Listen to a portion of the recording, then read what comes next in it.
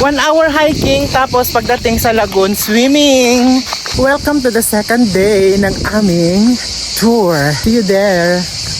Hi! Isang oras tayong maglalakad mga best. Kaya ito. Ito yung mga best, bahay ng mga Disney princesses sa tuktok ng bundok. Napaka-breathtaking ng view, mga best. Tignan nyo, ayan. Ito yung road to Lagoon. Bago ka makakapag-swimming sa kanilang beautiful lagoon, dadaan ka muna dito. Ganito yung mga pinagdadaanan ng mga Disney princesses. Sobrang ganda ng view. Akyat natin mga na lang tayo, 25 kilos each. Diba? Nandito tayo ngayon sa pinakamataas na bundok kung saan hahanapin natin ang mga kagaya kong Disney princesses. Kaya, good luck in 1 hour. See you. Kailangan talaga dito powerful ang iyong mga paa kasi napakataas talaga simula doon sa pinakataas hanggang dito sa kinalalagyan ko hanggang doon sa pinakaibabang ibaba.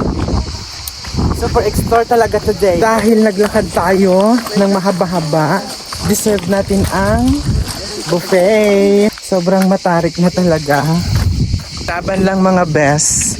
Ito yung aking mga kasama, mga friends. Surviving. Grabe guys. Grabe ang effort for the Blue Lagoon.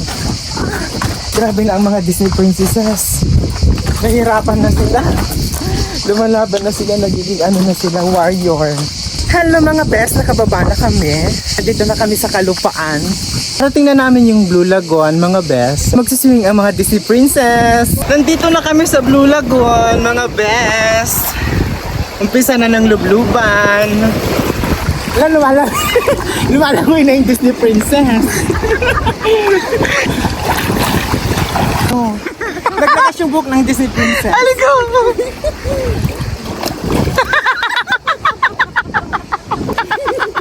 Hi!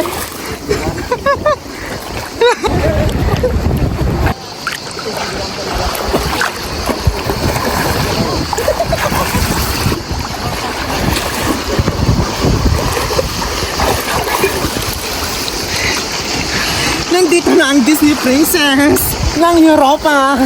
Charis.